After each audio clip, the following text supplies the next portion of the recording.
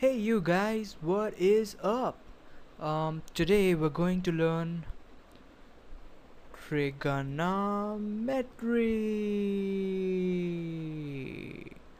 Oh, did I spell it right? I guess I did. So today we're going to learn trigonometry, and boy, if you have any problems with this subject, then you have come to the right place, because today we're gonna sort it all out. So before I begin with trigonometry, let me ask you a basic question. How do you think do they measure the height of a triangle? For example, if you have a big mountain, say the Mount Everest, how do you think they measure up its height? um, Surely they don't use any measuring tape, right? So how could they measure that height? Or for example, you have the earth and the sun, right? So how do you measure the distance between the earth and the sun? You have to have some sort of sophisticated method, but how do you really do that? Well, the answer is in this mofo, trigonometry. This thing that you just don't get till now, but don't worry, after today you'll understand the basics just fine. So let us go ahead. Trigonometry basically comes from the three words, that is tri meaning three, gon meaning a polygon.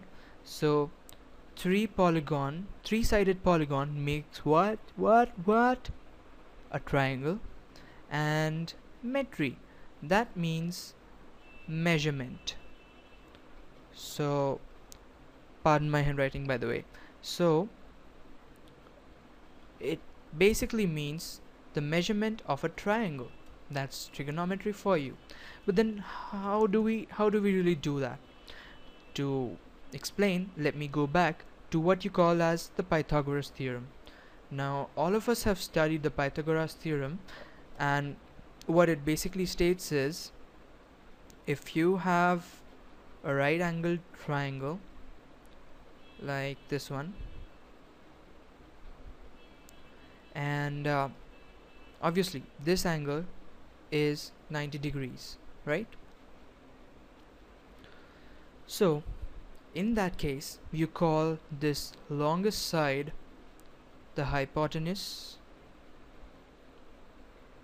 you call this side the perpendicular, I'll call it P, and you call this side the base, I'll call it B. But then how do you really determine that? Obviously the hypotenuse is the longest side, therefore it always has to be on the opposite side of the 90-degree angle. Alright, but then what about the perpendicular and the base?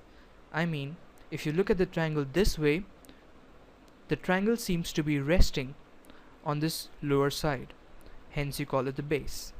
But if you just were to rotate the triangle, say in somewhat this manner, triangle could be anywhere, right? So this still stays the hypotenuse because the longest side won't change. But now the triangle seems to be resting. Oh wait, I rotated it the wrong way.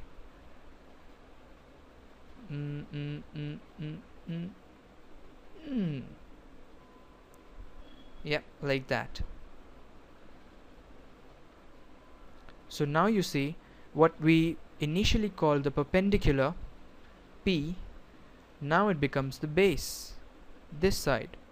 So what that really means is perpendicular and the hypotenuse are just the perpendicular and the base are just a matter of choice. You can call anything the perpendicular, and the other one would have to be a base.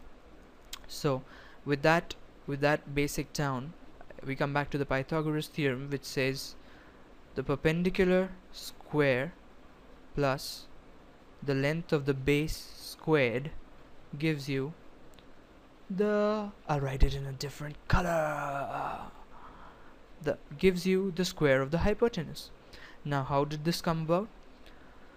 One day Mr. Pythagoras was just sitting and getting bored, so he thought, hey, let me find the square of the perpendicular. Then he was so bored, he went on ahead and found the square of the base.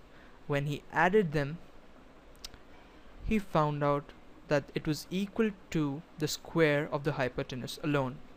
Now this was just a simple observation. When he applied it to, say, a bigger right angled triangle, he found out that it still holds. And that is how simply it was found out. We have no way of finding out why is this so. We don't know why is it just the square. It could even have been cube, right? But this is just how nature works. Nature wanted this to be square, hence it is a square. Similarly, there is another magical property of a triangle, of a right angled triangle. We will come to it in just a moment. So, just the way that the Pythagoras theorem holds for a right angled triangle, another thing was found out. What was that? They found out that for a given angle, for example, if you define your angle and say you call it theta, then for this particular given angle theta, this is the Greek alphabet, for this particular angle, the ratio, keep in mind the word ratio, of all the sides, say the perpendicular by base ratio, the base by hypotenuse ratio, or the perpendicular by hypotenuse ratio, all of these ratios have a fixed value, no matter how big or small the triangle. Can you really imagine the implications of these? Let me explain it to you even more clearly in case you have any further doubts. For example, let us see how you construct a triangle. What you do is draw a line. Very good. Then you use your protractor, you mark up a point, and then putting your protractor on that point, you measure an angle, say an angle of 30 degrees. Next, and here is really the magic, you could draw a line anywhere if you're trying to draw an arbitrary triangle. For example,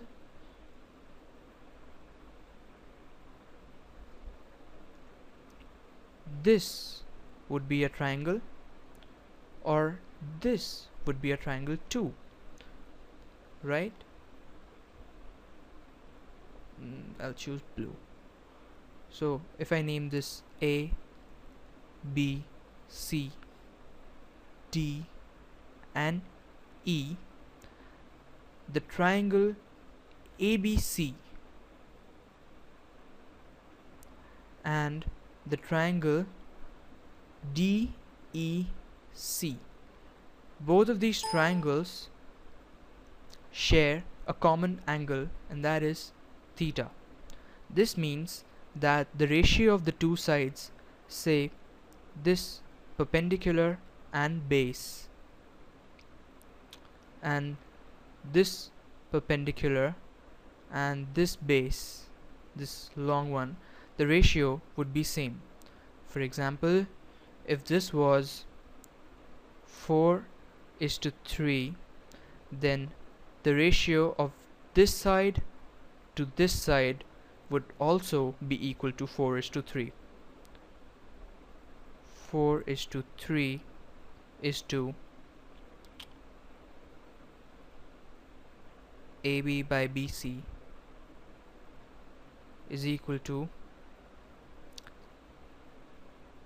DE by the base EC.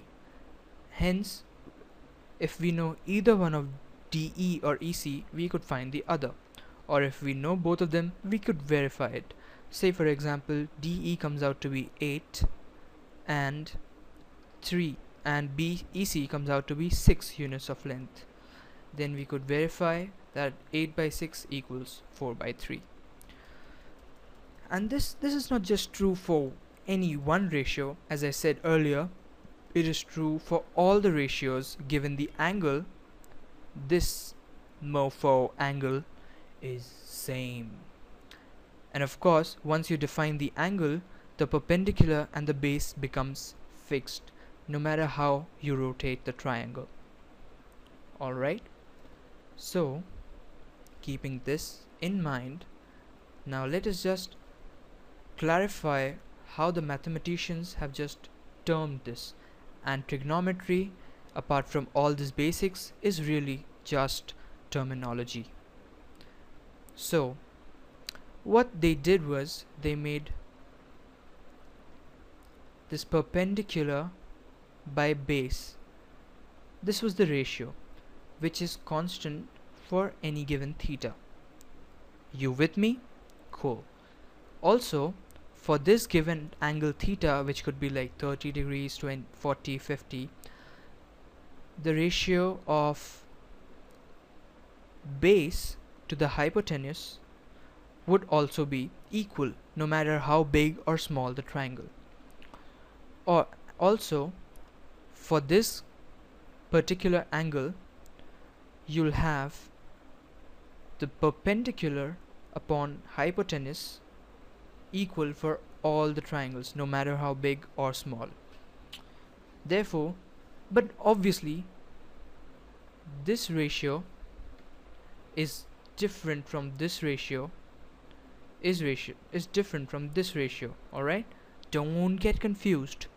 Obviously that is because the length of the hypotenuse is different from the length of the perpendicular and the base. As you can clearly see here, the perpendicular and the hypotenuse, this ratio can never be equal to the perpendicular and the base ratio, simply because the hypotenuse being the largest side, wherever it comes in the denominator, that ratio has to be always lesser than 1. Ring a bell? Good.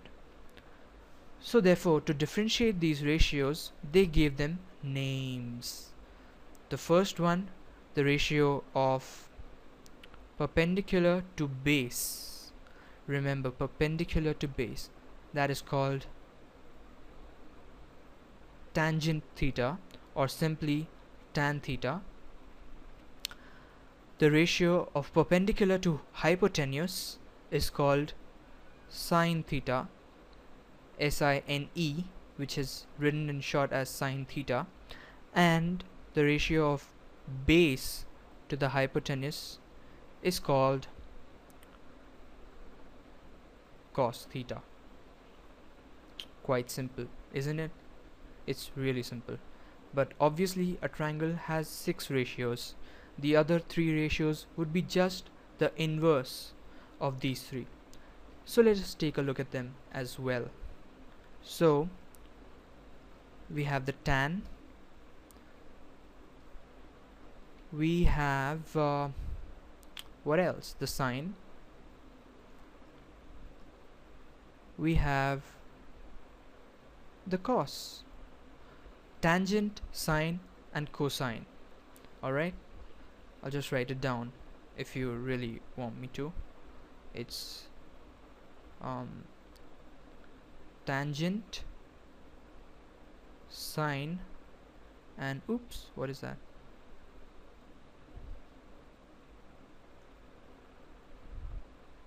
And cosine.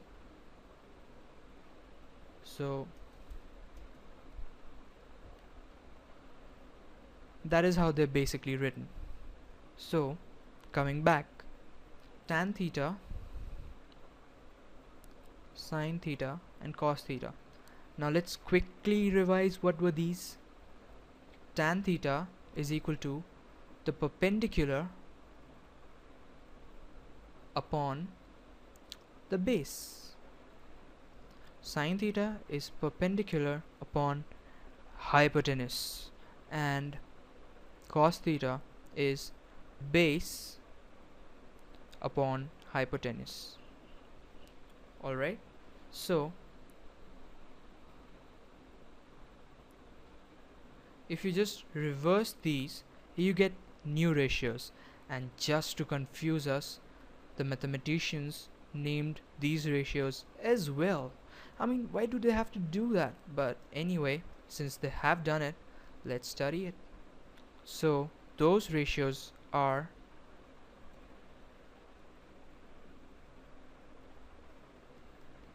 as you see: the cotangent, the cosecant, and the secant. Naturally, their values would be, come on, quickly tell me. Cot theta is the opposite of tan theta, so it is base upon perpendicular. Cosecant theta is the opposite of sin theta, so it is hypotenuse upon perpendicular. And secant theta is the opposite of, the inverse of cos theta, so it is hypotenuse upon base. Alright, I usually remember these three, and these three are just the opposites, so you don't really need them a lot of the times. Of course, there are a few things to ponder over before we end this quick tutorial on trigonometry. And really, this is all there is to it. This is the basics. So one thing to remember is that cos theta and sin theta, since they both have the longest side as their denominator, which is always greater than the numerator, hence these values always lie between 1 and 0. They never exceed it, because it can never be greater than 1, right? However, tan theta exists from 0 to infinity. This is for beginner purposes. When you learn to rotate the triangle all around 180 degrees, you learn that it really extends from minus infinity to plus infinity. That is, it covers all your integers, or actually all of your number system, excluding the imaginary numbers. Don't think about it. Anyway, and similarly cosecant and sine also extend to -1 to 1, but that is all higher studies. Do not get bothered with that. For now, you can remember that these lie between 0 and 1 for acute angles 0 to 90 degrees. Obviously, if you make this angle 90 degree, the triangle would not really be a triangle, isn't it? These two ends would just collapse, making it one single line, and that is why the perpendicular will become infinite, the base would become 0, hence the maximum limit of tan theta is infinity. Cool, isn't it? I know you're gonna pause it and think twice about it. So that is basically it. And now to the question that I started with. How do you measure the height of Mount Everest? The answer is simple. If I really want to know the height, all I need to do is walk up till the half distance, right? Because the half distance, at half distance, I can assume this angle to be 90 degrees. So I can find out this length. Say it comes out to be around say it comes around 7. This is just for your explanation purposes. 7 kilometers. Alright, then I go ahead using a computer and a good angle measurer. I found out the angle of the slope of the mountain. So say it comes out to be around 30 degrees. So I would know that the tan theta, the tangent of 30 degrees would be defined for any right angle triangle, and it remains for any scale of triangle, right? It could be a big triangle, a small triangle. In this case, it's a triangle as big as the Himalayas. So I know that tan 30 is equal to, say, 1 by 2. This is just an approximate value. Alright, I'm just giving you an example. Say tan theta is 1 by 2. Hence you would know that the ratio of perpendicular to the base is equal to 1 by 2. And since you know this 7, you can find out this, right? By perpendicular by 7 is equal to 1 upon 2. This would give you the height of the perpendicular to be P is equal to 3.5 kilometers. But that's not really the height of Mount Everest, it's around 8.8 kilometers. But this gives you an idea, right? So now you know. If you have any questions, feel free to post them. Don't forget to like, subscribe and share, guys. Thanks a lot. See you next time.